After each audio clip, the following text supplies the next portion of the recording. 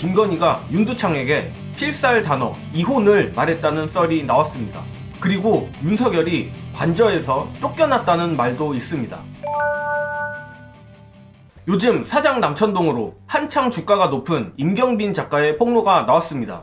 각설하고 윤석열, 김건희 최근 근황에 대한 소문 확인하고 이어가겠습니다. 꿈속의 오피셜이에요. 꿈속의 오피셜. 꿈에서. 꿈에서 오피셜로 우리 여사님이 이제 주특기 중에 하나. 여차하면 나오는 그 말. 이혼각. 여사님이 지금 계속 이런 식으로 할 거면 이혼하자. 저거 하나를 단속을 못해? 나 지켜준다고 했잖아. 대통령 돼가지고. 후배 하나를 단속을 못해가지고. 이럴 거면 그냥 이혼해? 현직 최초로 이혼하는 대통령 만들어줘? 라는 얘기가 돌아다닌다는 이야기를 꿈속에서. 그럼 이럴 경우에 보통 중년의 남편들은 어디로 가느냐? 어디로 가는데? 집 밖으로 갑니다. 근데 여기는 다른 데도 아니고 한남동 대통령 관저잖아. 어디 나갈 데가 있어. 나갈 데도 없네. 경호원들 어디 가시냐고 물어보고 막. 그치. 최근에 관저에서 주무시지 못한다. 그럼 어디서 주무시는 거죠? 옮겨오기 전으로 거기도 관저가 있거든. 여러분 잘 기억해 보시면 몇 달 전에 그런 기사 난 적 있어요. 청와대 관저에 새 가구와 침대 같은 그 가재 도구들이 들어갔다는 기사인지 소문이 나도 이제 헷갈리기 시작하는데 하여튼 뭐 그런 게 돌았어요. 여러분. 난 처음 들었다니. 그러고 나서도 대통령실 행사할 때 갑자기 뭐 영빈관 많이 쓰고 막 이랬잖아. 네. 근데 영빈관이야 열었다 닫았다를 하니까 그렇죠. 뭐 그렇다고 하는데 근데 관저 이제 같은 경우에는 청와대 좀... 관저는 밤에는 개방을 안 하거든. 여기까지만 하겠습니다.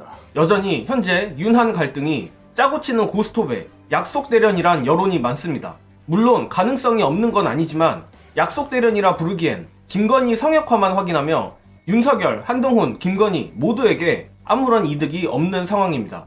단순히 윤석열, 한동훈만 엮여 있었다면 분명 양두구육을 아주 강하게 의심했겠지만 문제는 김건희라는 핵폭탄이 중간에 껴있다는 겁니다. 다른 건 몰라도 김건희가 정확하게 파악을 하고 있는 건 김건희가 명품백에 대해 사과를 하면 민주당이 이를 빌미삼아 더 강한 공세를 할 거란 겁니다. 이러한 맥락이 있기 때문에 윤석열은 그저 수단일 뿐 사실상 윤한 갈등이 아닌 건한 갈등으로 보는 것이 정확하다 보는데 재밌는 건 이번 갈등의 트리거인 김경률이 일단 도이치모터스 주가 조작에 대해서는 고개를 숙였지만 여전히 대통령실의 절충안인 비대위원 사퇴를 받지 않고 버티고 있다는 겁니다.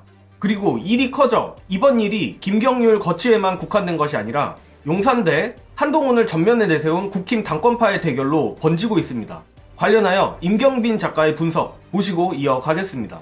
김경률, 저는 마포울의 출마를 이제 공언한 이상 뭐 저를 어떻게 빼겠습니까? 저를 대통령실에서 어떻게 뭐 혼내기는 힘들 거다. 해설해드리자면 이런 겁니다. 한동훈 비대위원장 측에서는 승기를 잡았다고 생각해요. 실제로. 내가 비대위원장인데. 원리는 무슨 생각하지 않아요? 내가 그 얘기 들었습니다. 어떤 얘기요? 어차피 앞으로는 공천이 제일 중요하잖아. 공천관리위원장이 누구 사람이야? 윤석열 사람이에요. 한동훈 측에서 뭐라 생각하느냐? 아니 당 일인데 대통령실에서 어떻게 간섭을 해? 여차하면 공천관리위원장 내가 갈면 돼. 나한테 권한이 있는데. 이런 생각을 하고 있다. 근데 지금 난리 난 사람들이 따로 있어. 이전까지는 영남의 중진들이 오들오들 떨고 있었는데 최근에 장차관 용산 출신 50명의 총선 출마를 준비하고 있다. 50명이면 진짜 개 많아요. 근데 지금 한동훈이가 와가지고 전국 17개 시도를 쫙 돌면서 거기서 만나는 당협위원장들은 다 뭐라 그러냐? 내가 경선을 시켜드린다. 전략공천으로 낙하산 떨어지는 건 없다. 결국 이 싸움이거든.